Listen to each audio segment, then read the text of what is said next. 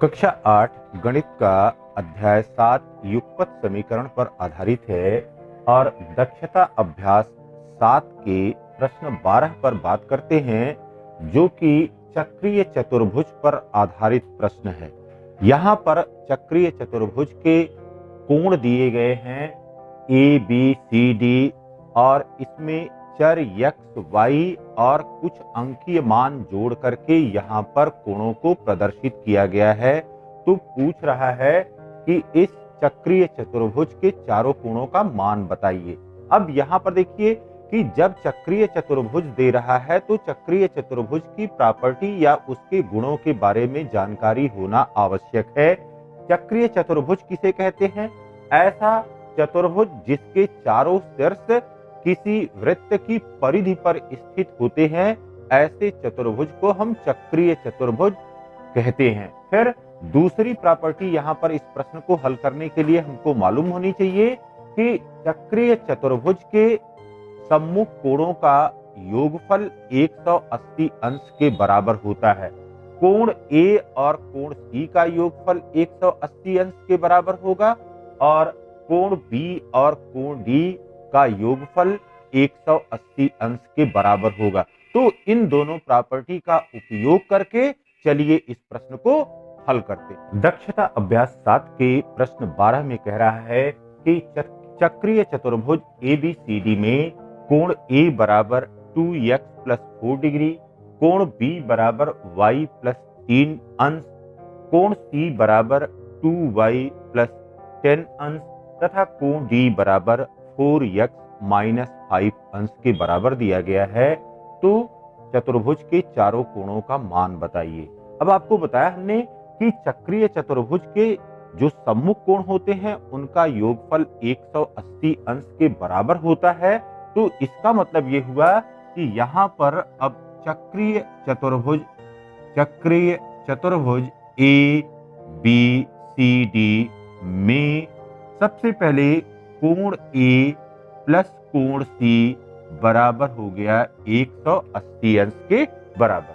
तो अब कोण A का मान रखिए और कोण C का मान रखिए। यहाँ पर देखिए कोण A बराबर है 2x + 4, फिर प्लस कोण C बराबर है 2y + 10 अंश और यह बराबर है 180 अंश के।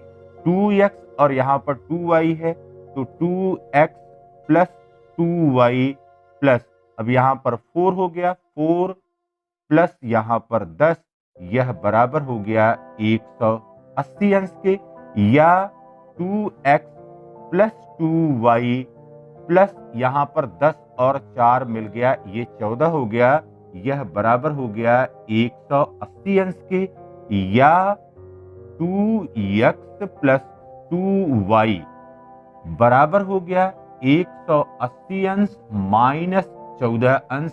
इस 14 को बाएं से दाईं तरफ ले आए तो यहाँ पर अब ये हो गया 2x + 2y = 180 में से आप 14 घटा दीजिए, यह बराबर हो गया 166 डिग्री। 166 डिग्री।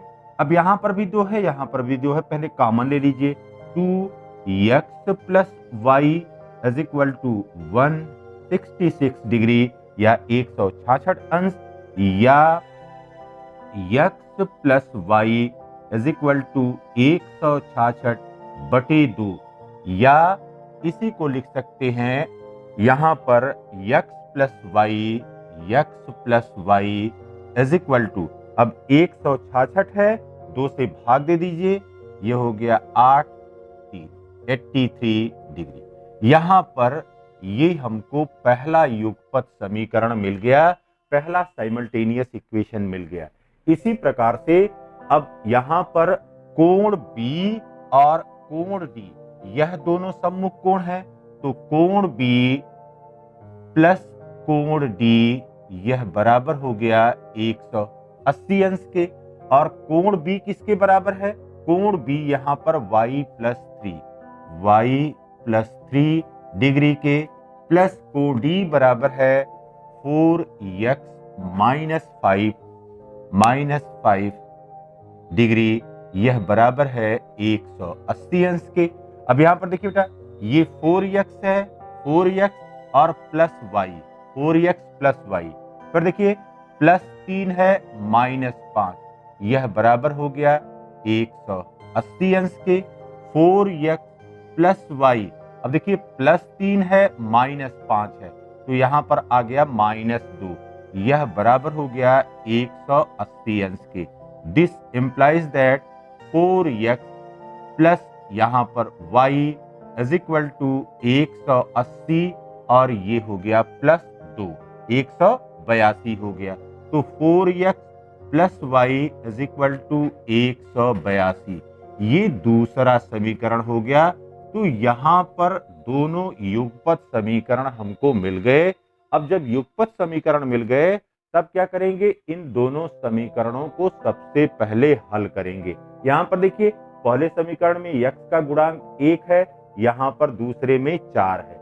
लेकिन अब दूसरे समीकरण को देखिए, दूसरे समीकरण में यहाँ पर y का गुणांक 1 है और यहाँ पर भी y का गुणांक 1 है। तो इसका मतलब ये हुआ कि अब समीकरण 1 में से 2 को घटा दें या 2 में से 1 को घटा दें, यह प्रक्रिया कर लें। समीकरण 2 से समीकरण 1 को घटाने पर अब लिख दीजिए 4x plus y is equal to 182 और पहला इक्वेशन है x plus y is equal to 83 के बराबर। अब यहां पर देखिए बेटा घटा रहे हैं, यह माइनस हो गया, यहां पर भी माइनस हो गया और यहां पर भी माइनस हो गया।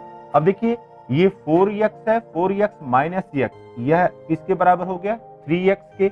ऊपर प्लस वाई है, नीचे माइनस वाई है, ये कैंसिल हो गया, बराबर हो गया। अब यहां पर हो गया 99, 12 में से 3 गया 9 और यहां पर 17 में से 8 गया 9। This implies that x is equal to 99/3 is equal to 33 degree के बराबर। तो x का मान यहां पर कितने के बराबर मिल गया, 33 डिग्री के बराबर मिल गया। तो एक चर का मान यहां पर मिल गया है।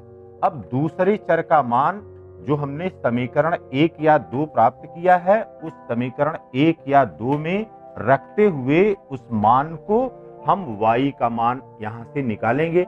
अब यहां पर देखिए समीकरण 1 में x बराबर 33 अंश रखने पर, तो ये हो गया x प्लस वाई बराबर 83 है। इसलिए अब x का मान कितना है, 33 plus y is equal to 83।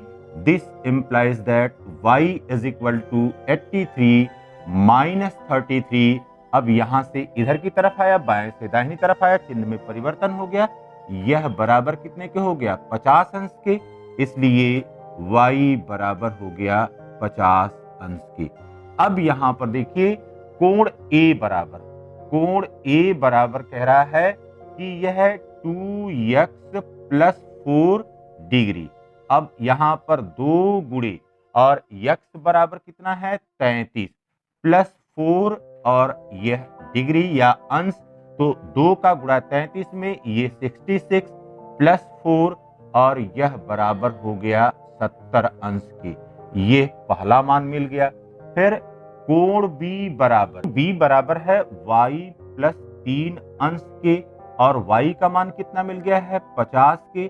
तो 50 प्लस 3 अंश, यह बराबर हो गया 53 अंश के। फिर कोण C बराबर, यहां पर कोण C बराबर है 2y प्लस 10 अंश के। यह बराबर हो गया 2 गुणे y बराबर 50 है प्लस यहां पर 10, तो 2 गुणे 50, यह बराबर हो गया 100 प्लस 10 और यह बराबर हो गया 110 अंश के। यह तीसरा कोण हमको मिल गया।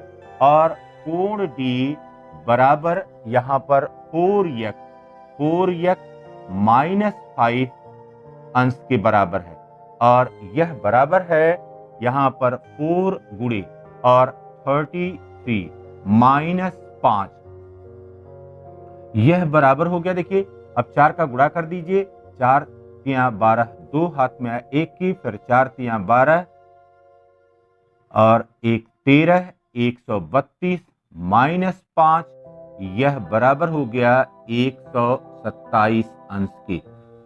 तो यहाँ पर अब हमको कोण ए का मान 70 अंश, कोण बी का मान 53 अंश, कोण सी का मान 110 अंश और कोण डी का मान 127 अंश के बराबर प्राप्त हुआ।